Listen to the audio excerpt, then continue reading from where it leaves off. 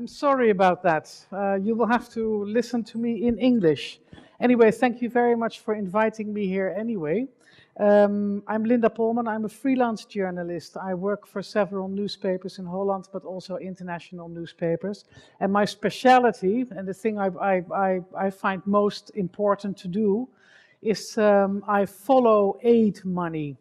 I follow the donor money that goes to disaster countries and to poor countries, and I find out why money is moving in that direction and not that direction. Why is that country getting a lot of aid money?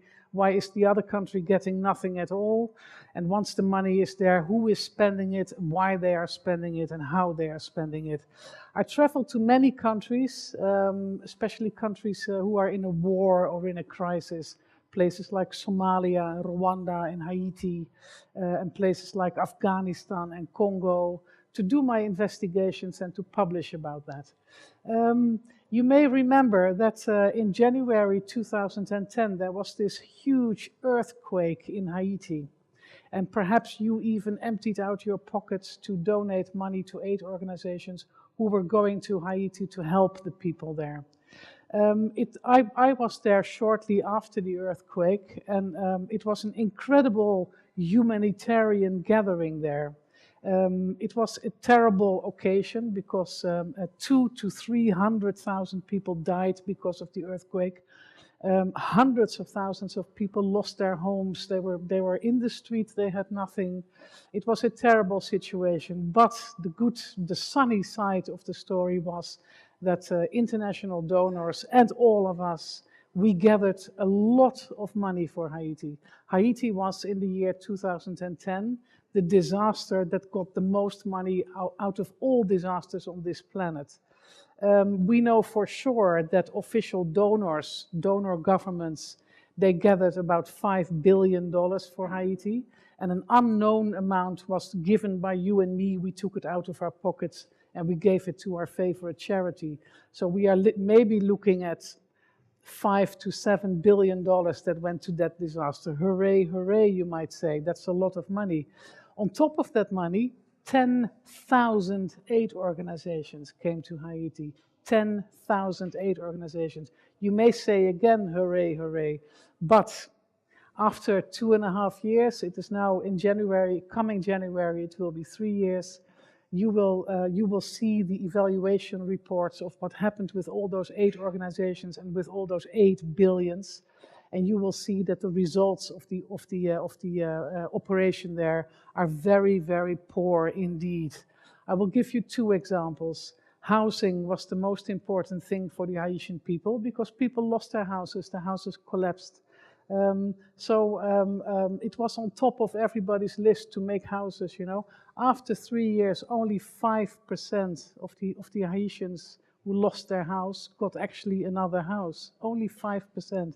The rest of the people are still living under pieces of plastic, or they got a sort of cardboard box from international aid organizations to live in. Or those people just simply disappeared. Nobody knows where they are at the moment. A 5% result is not a lot. But I think is even more tragic is that after the aid organizations came, a cholera epidemic broke out in Haiti. It is very sad and cynical that the cholera was actually brought by foreigners. It was brought by foreign aid workers in the person of Nepalese blue helmets, Nepalese soldiers who came to Haiti to help in the security there. And of course, not on purpose, but they brought the cholera bacteria with them. And the cholera exploded in Haiti. In just a few months' time, the number of cholera victims went from 0 to 500,000, which is about 5% of the population. It was a terrible disaster. Right now, almost 8,000 people have died of cholera in Haiti. Now, you would say that it was the best place on this planet to have cholera because you had all this money, the aid money, and you had all these aid organizations. So we would all expect those aid organizations to roll up their sleeves and attack the cholera. The strange thing was that aid organizations in Haiti, they didn't do more when the cholera came, but they did less. It was very surprising. Before the cholera came, about 50% of the Haitian people had access to clean drinking water. And you know how cholera spreads. It's contaminated water. So clean drinking water is the first thing you need to prevent or to stop cholera. 50% had access to clean drinking water. And after a couple of months, when 5% of the population was infected by cholera, only 7% of people had access to clean drinking water. So the percentage of people with access to clean drinking water went straight down. This in spite of all those 10,000 aid organizations and the billions of dollars in aid. Very, very surprising. So you have these poor results in housing, and you have these disastrous results in giving people access to clean drinking water.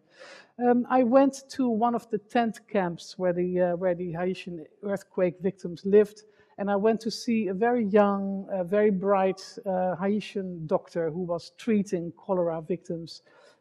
He was putting them up in a tent. Those people were laying on a plastic brancard.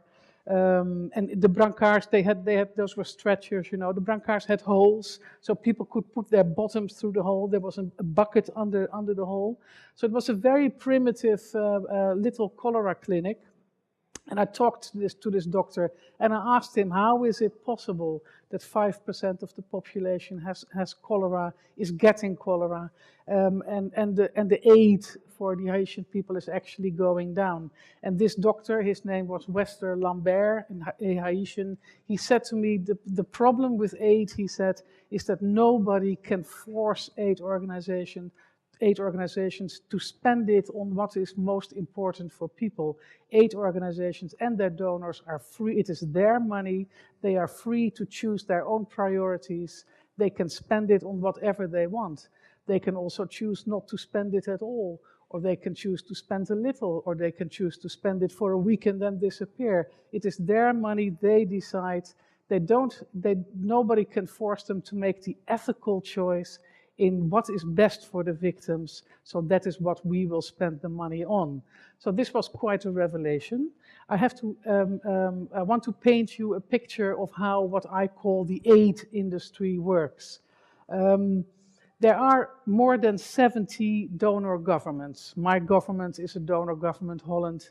The United Kingdom is a donor government. Spain is a donor government. You may not be aware of this, but Spain is quite a large donor government. Spain, in 2010, Spain spent more than $5 billion on international aid. So you are quite a remarkable player in the aid world. But the real big ones are obviously the United States of America and the European Union. Those are the ones that make available most aid.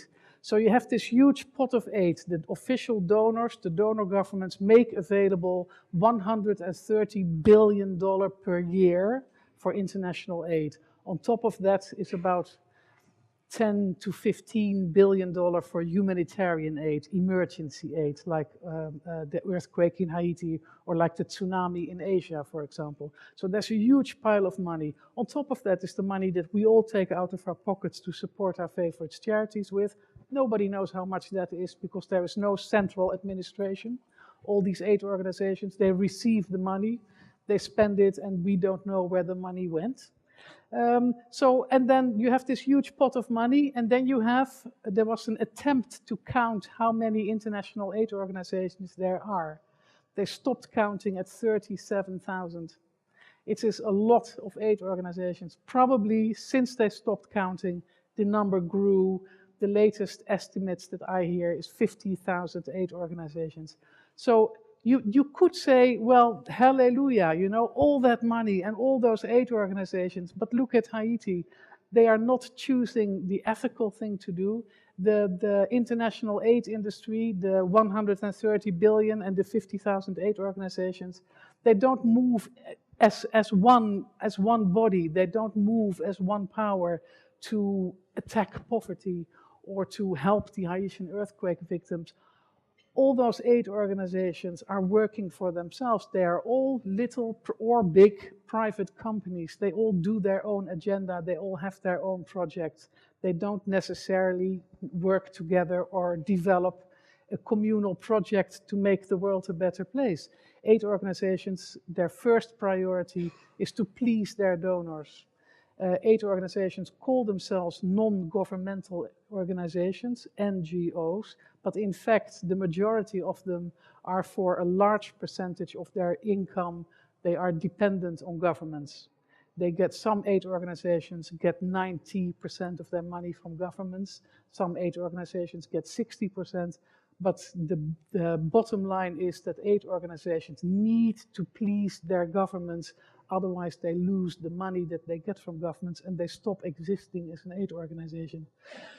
So this is a very interesting circumstance in which aid organizations do not have victims as their first priority, but they have their donors as a first priority.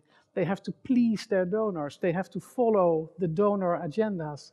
So let's look at the donors now, our governments. It is a fact that out of all the aid money that is being spent on the planet, only 25% goes to the poorest country. Only 25%. 75% of all the aid money available goes to countries where donor governments have a military or a political agenda. Look at Spain, for example. You are quite a player on the aid market. The bulk of your aid money goes to Equatorial Guinea and to the Dominican Republic. That is very nice of you, but it's not the countries where the aid is most needed. Those are quite middle-income countries, but you have a history with them, you have a sympathy with them, and this is why your government chooses to send the bulk of your aid money to those two countries. Never mind the poorest and the people that suffer the most. Same goes for my country. My country is no better. You know, we also have our favorite donor darlings. We also have our favorite destinations for the money. And look at the United States.